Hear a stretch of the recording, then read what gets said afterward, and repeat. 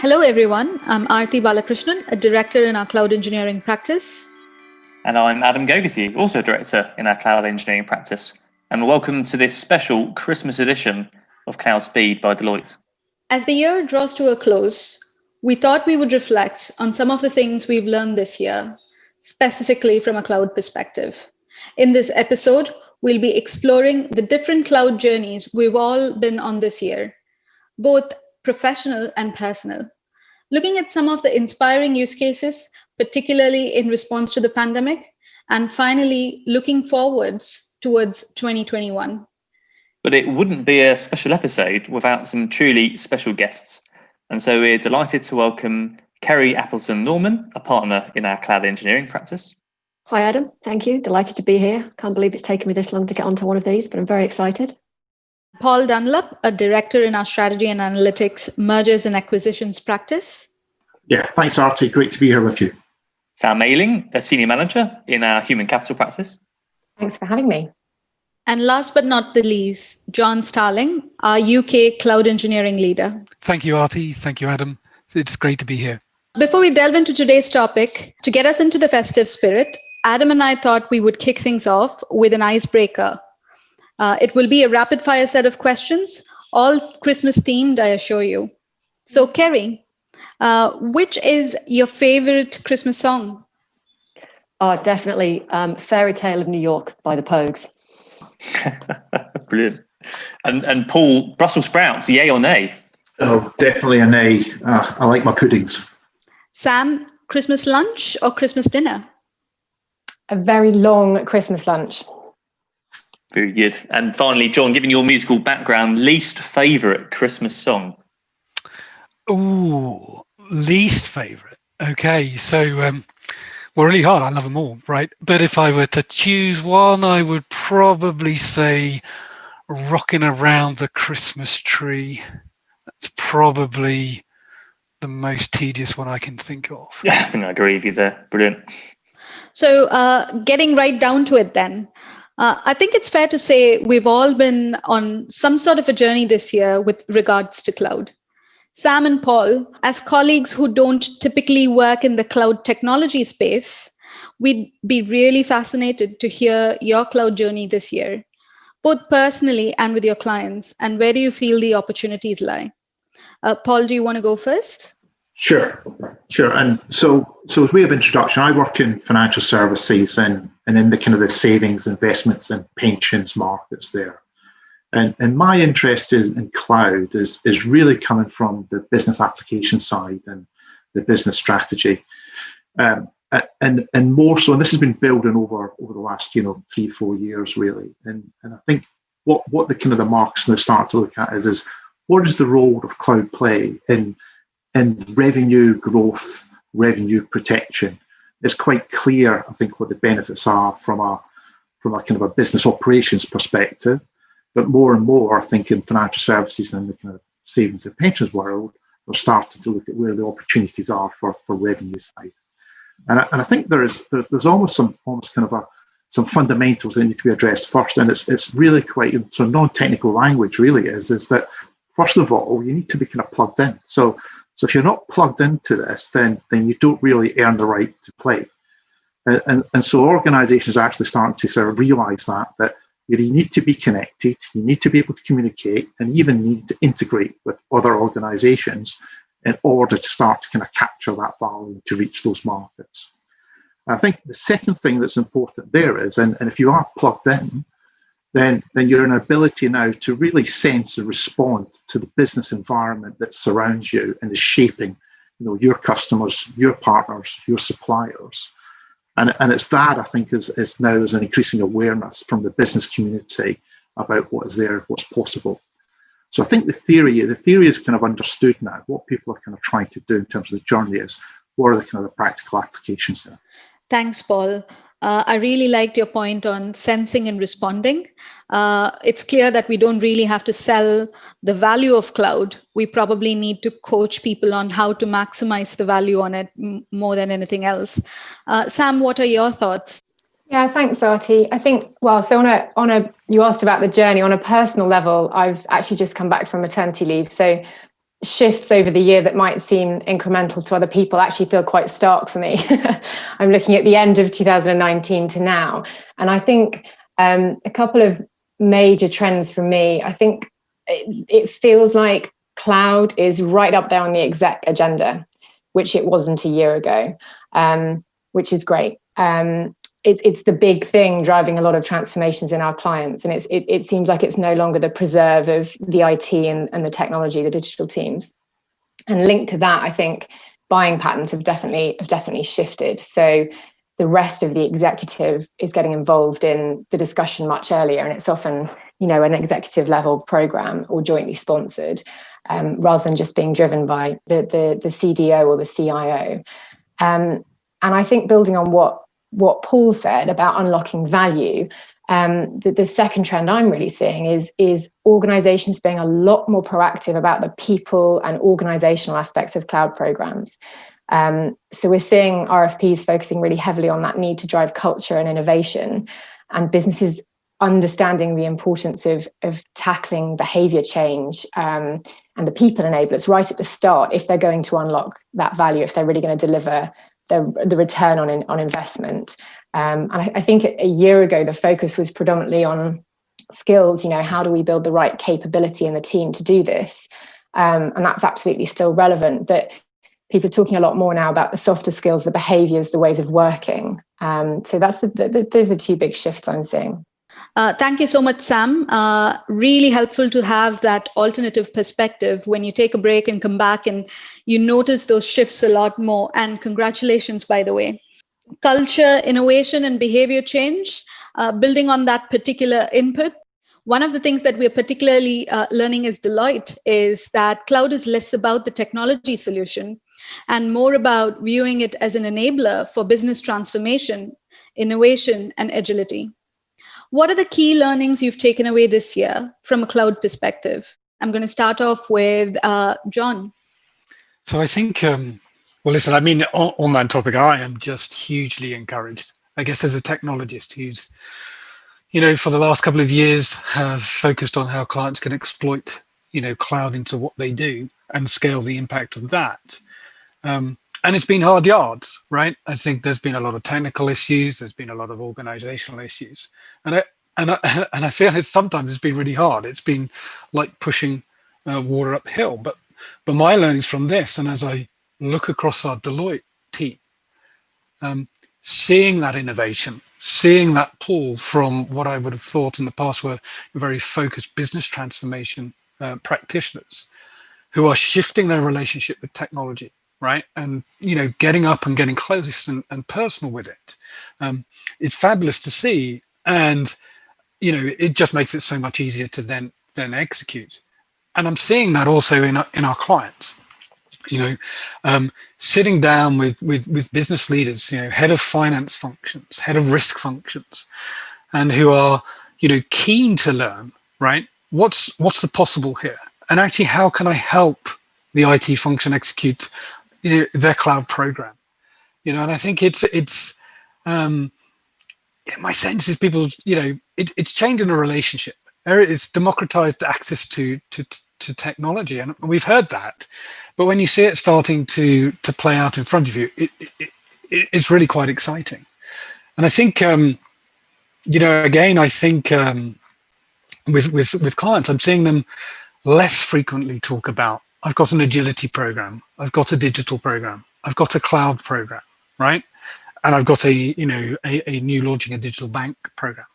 They're actually putting these together, and actually at the heart of it, I want to be more flexible. I want to be more agile. I need to be that to service the customers, but also attract the talent that I want to succeed in the future. So, I think it's great. I think it's perfectly placed. I mean, my other lesson is, you see that in the adverts coming out or the marketing rather coming out of the cloud service providers, right? They're right in the middle. They are pushing transformation. And I think as we look forward, I'm really excited about the opportunity. Thank you, John. And Paul, your thoughts? Yeah, I think there's two things that come to mind for me in terms of learning. So I think that the first one is just the it's really important to demonstrate now, I think. Whereas in the past, I think it was okay to kind of set out an approach or a concept. I think it's much now in this space, the reaction from clients and from others, if you can demonstrate what you're talking about, is massively different. And we've done quite a bit of that this year. And when clients see what we're talking about and almost touch and feel it, it's a very, we want to actually accelerate things. They almost bank it and want us to actually deliver that service now. And that's great. So we're almost kind of doing that kind of early validation, early testing, very early on in the process. And an example of that, and this kind of is connected to the sensing and responding to the business environment point, is that we've demonstrated how we can apply natural language processing to problems like job sentiment. It's, where in the country is parts of the country expanding or in decline, is really interesting to know. Which firms are struggling, which firms are expanding, is really important to know. And how you would tend to do that in the past is you probably sit down and read a newspaper to actually understand that. But what cloud is allowing us to do there now is to kind of automate that. We've kind of read in hundreds of thousands of Google News articles and kind of use natural language processing there to basically kind of institutionalize what that is, take that unstructured data and then translate that into kind of meaningful insights. And if you're able to demonstrate these kind of techniques, that really, I think, brings it to life. You couldn't do that in the past. That's what cloud allows you to do from a business side of things now. The second learning is actually how about what it takes to do that. And for me personally, the skill sets and the variety of skill sets required to actually do that exercise was for me really kind of revealing. So when I first came across the term data scientist, I didn't actually realize that as a label that covers a multitude of specialized skills. And depending what you're actually doing, you'll need particular specialism within data science. So cloud actually, I think, as a label, doesn't do itself justice in terms of the kind of the breadth and the specialisms that's necessary to basically deliver the transformation that we need. Thank you, Paul. That resonates with me personally quite a bit because I spend most of my time building solutions in the cloud, and to make it tangible and real for our clients and see them derive the value from it is quite fulfilling in a number of ways. Sam, keen to hear your thoughts as well. Yeah, thanks, Artie. Well, I think what you said at the start around cloud as an enabler of transformation and agility really resonates with me. And I think it's that recognition that's pushing it up the executive agenda. It's all about building agility and adaptability and building on John's point about building that flexibility in the organization. So we're seeing a lot of clients come to us saying they want to be more like the cloud providers in this sense. How can we be more agile? How can we be as agile as a Google or an Amazon or a Facebook? In how they develop products, but also recognizing that they need to look at their organization structures, their designs. How do they design something to be flexible and scalable that can keep evolving as that cloud capability is enhanced, for example? And then the other trend that I would just point to, or learning, I guess, is about having the right kind of leadership and being bold. So with the right kind of sponsorship on these sorts of programs, you can really start from scratch when it comes to org design, ways of working, processes, behaviors. And I think we're seeing that where clients do this really successful, they are being bold. They are starting from scratch. They're not afraid to be truly transformational, rather than looking at this in an incremental way. Thank you, Sam. That's a really helpful perspective. One thing is leadership to start the transformation, and the other thing is persistent leadership to continue to drive it. We'll pick that up in another podcast. And focusing now on the many applications we've seen of cloud this year, Kerry, do you have any reflections on what have been the most inspiring cloud use cases within the public sector for you this year? That's a great question, Adam. I think there's loads I could choose, but if I keep it topical, I think we've got to think about the application of cloud in the support of our response to the awful COVID pandemic that we found ourselves in. The use of cloud technology to drive more effective test and trace is, I think, a really, really great kind of live example of how cloud has kind of really revolutionized activity in the public sector. I think as well, I mean, and this is, perhaps one of the maybe less exciting sounding ones, but ultimately how the public sector responded to the pandemic in terms of remote working. This is a sector that traditionally has been very, very office-based, has been less flexible about about people not being in the office. Overnight, it responded so effectively and made great use of workplace related cloud technologies in doing that to enable civil servants to continue to do the great work they do, and to lean into the pandemic and continue to drive the right kind of outcomes for our citizens. I think they're probably two examples that I found really inspiring this year. Brilliant. And I guess, John, really interested to hear your view as well, I guess from a private sector and a financial services point of view.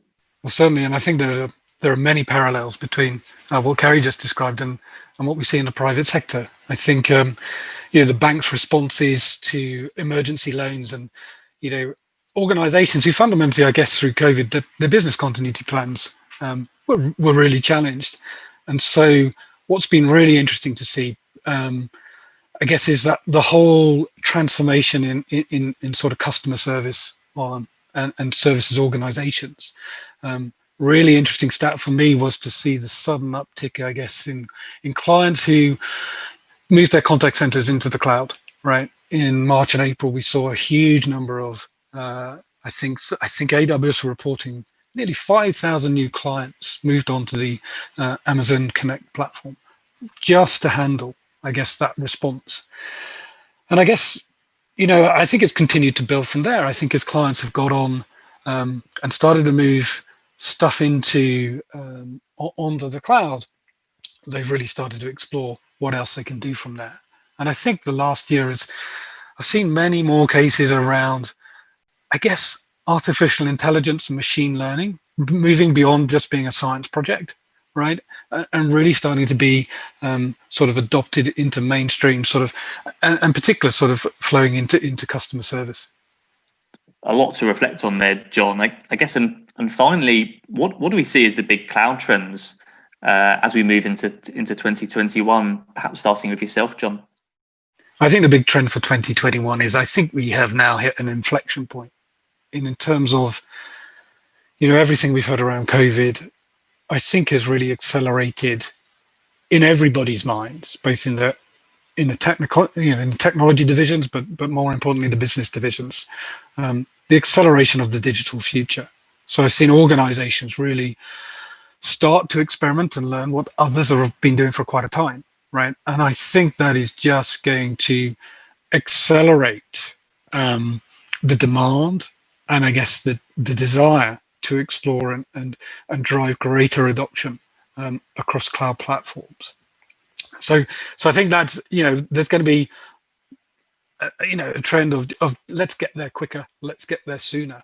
I think 21 will also be, and we're seeing signs of it already, the year of larger scale migration programs. I think we can anticipate that. And I think we'll all be probably getting used to living in a multi-cloud world more than we are today, right? So I think really starting to see solutions come to market and people being comfortable. How do I deliver a consistent experience across the number of myriad of cloud platforms that I'm going to be using across my business? So I think it's get on with it. Let's push forward. Let's live in a multi-cloud world. Those for me are probably going to be the big trends for next year. And Kerry, interested to hear your view as well.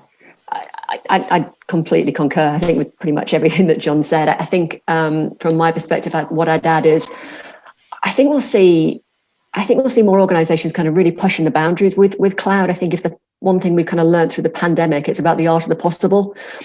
I think pre-COVID, we had a number of organizations that found cloud maybe just a little bit too hard or a little bit too scary, and they've been pushed into operating in a slightly different way. I think my expectation would be as well that there may be some catch up in terms of, I don't know, org design, etc., to make sure that businesses are now structured in the right way to truly maximize this technology that has been kind of getting them through the tough times. And so I think absolutely kind of more leaning into technology and kind of rapid spin up of new and wonderful ways of working, and organizations kind of reflecting on how they best position themselves internally to really maximize those trends. So that would be my reflection. Paul, I don't know if you have anything you'd like to add on top of that. Yeah, I think there's a couple of builds there, and I completely agree with both what you and John have covered there. I think from my perspective, I think it's going to be really interesting how organisations actually work with each other now. So cloud can be seen as very much, helping drive internal processes, but I think in terms of one of the areas I think will accelerate is actually in the world of commerce, and how organisations actually start to kind of use each other's assets and each other's data to actually kind of, collaborate, build a better customer experience, and actually kind of drive the new market growth that they're kind of designed to do. I think a cloud really does open up that possibility. And whereas that's very, very kind of evident in the startup community, because they kind of leverage each other greatly. I think you'll start to see larger institutions following that as well. Sam, I don't know if you've got anything else that you want to add to that. Thanks, Paul. I think building on what Kerry said, I think we'll see that the distributed workforce is here to stay to some extent. And I think the start of next year will be about organizations looking at what exactly is that going to look like, what's that balance, and how does that impact our operating model, our organization design, and how we need to think about our people, our talent strategies, etc. So I think it's a little bit of a waiting game at the moment. But I think that's going to be a big focus, certainly in the first half of next year. Another angle on the organizational angle, I think, is employee experience and human-centered design. It's by no means a new concept, but what we've seen over the last year is this really come to the fore and be very much driving the way our clients are looking at cloud transformation. And I think that's a trend that's going to continue into next year. And then I just echo what others said. I think this year has surprised everyone in terms of what we can achieve in this space. And I think it has driven organizations to be more ambitious and to push the frontiers and to accelerate what they do around cloud transformation. So I hope that is that we'll see that continue into next year. Feels surreal that we're already at the end of season 1, Adam, and some really exciting takeaways from this particular episode. Things that spoke to me particularly were the shift from a conversation around skill set to behavioral change, the shift from a business perspective in terms of how cloud can be used to drive business value and the sort of real focus on it, and clear understanding on what multi-cloud truly means. These are the things that really spoke to me. Well, it's been a great way to sum up the last year in cloud for me, and I guess I'm hugely excited about the year ahead. It's clear now that the power of cloud has gone beyond transforming just technology. It's really changing everything from customer experiences to creating value for citizens. And as we've seen over the course of the pandemic, it's actually helping us to respond to the unexpected. And I guess we would love to thank our guests, Kerry, Paul, Sam and John, for sharing their experiences, insights and predictions as we look forward to 2021. It's been a really fascinating discussion, and I'm sure we've got lots to look forward to over the next year. We hope you've enjoyed listening to our Christmas special and hope you can join us again in the new year for series 2. Until then, all of us at CloudSpeed HQ wish you a very Merry Christmas and a Happy New Year. Bring on 2021.